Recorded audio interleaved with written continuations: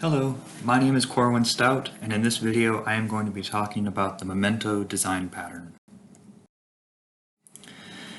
The design patterns that we are learning about in this class can be grouped into three categories based on their purposes. A creational pattern is one that is focused on the process of creating objects. A structural pattern deals with the composition of classes or objects, and the behavioral patterns describe the interactions between classes and how they share responsibilities. The Memento pattern is a behavioral design pattern because it describes the interaction between its three unique classes that I will be talking about shortly. The intent of this pattern is to describe a way for an object to revert back to a previous state. This is done by saving the information needed to recreate a state inside of another object, which can then be referenced later. However, it is important in this process to do this without violating encapsulation. There are many times when one may want to restore an object to a previous state. Some well-known examples include saved games in video games and Control-Z or undo in a text editor.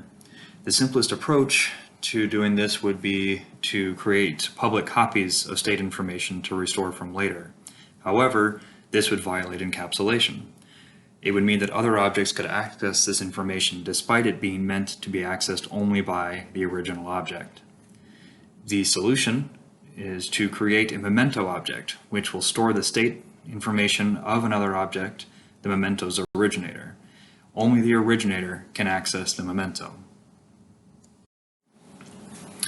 So here's the classic structure of the memento pattern.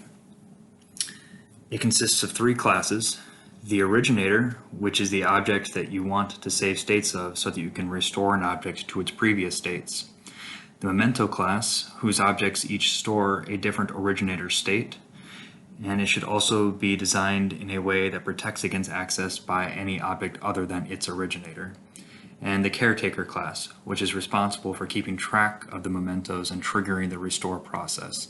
It is important to note, though, that not even the caretaker has access to the contents of the memento objects. This is another popular implementation of the memento pattern.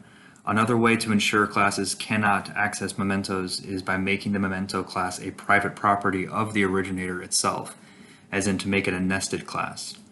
Most popular computer languages these days support nested classes, such as C++ and Java.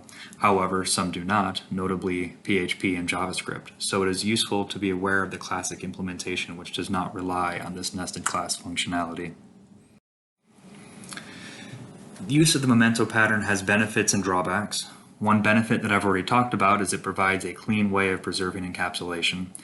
It can also simplify the originator because oftentimes the originator is made to be responsible for its own internal state storage, and using the memento structure provides a framework that lessens the burden of storing that information. However, one drawback is that it can be difficult to define access permissions required to implement the pattern in some languages. Careful implementation typically involves having some combination of public and private data types, nested classes, and use of friend classes, and different languages have different levels of support for each of these. Another drawback is that the caretaker, by definition, has no knowledge of the memento's content and therefore how large the memento is, and it can therefore find itself storing a larger amount of data than it was designed for. I put together a basic example in C++ showing how the nested class version of the memento pattern looks. On the left is the definition of the originator class, including the memento class as a private attribute. On the far right, I included the class diagram for reference. You can see each of the attributes and methods in the diagram represented in the code here, as well as a few additional methods that I wrote for demonstration purposes. I also used the classic convention of storing the mementos in a stack so that the most recent saved state is the one that is restored. In the middle is my main function, which serves as the caretaker in this example. Here we see an originator object created, and then its state is updated and saved 3 times, and then the originator reverts its states twice. Each step of the way the originator printed its state, and the result of running this program can be seen in the lower middle window. I also wanted to put together a more interesting example. I mentioned earlier that video game saves are a popular example of memento patterns. I work in the automotive industry as a simulation developer in the autonomous vehicle space. My main tool for creating simulations is the Unreal Gaming Engine, which primarily runs on C++. This video here shows one scenario that I helped develop to provide synthetic camera data of generic vehicle and pedestrian traffic. I thought it would be fun to take some of this functionality to create my own game that demonstrates the use of the memento pattern. I used one of these traffic vehicles you see here and inserted practically the same code from my basic example so that the vehicle's location and rotation information would be the information saved in these mementos.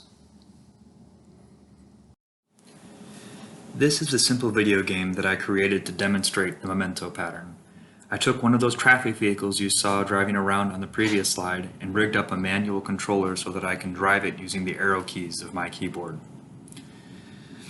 The level itself consists of a 1,000 meter road, and at every 100 meters there is a checkpoint. The caretaker, which like in the previous examples is the main function, saves the vehicle state at each checkpoint. At any point, if the vehicle falls off the road, the most recent saved state is restored. In this case, since I haven't crossed a checkpoint yet, the vehicle will simply restore to the state it began in instead. So let me drive forward a little bit here.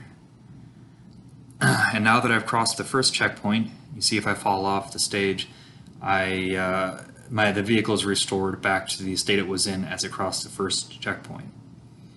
And I can show you with another checkpoint as well.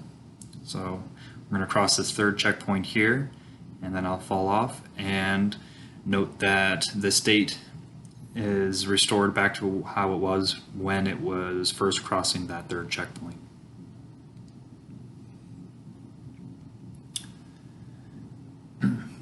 So let me drive forward a little bit here and weave back and forth a little bit so you can see as I fall off that it is indeed restoring back to the same location and rotation that the vehicle was in as it crossed the checkpoint.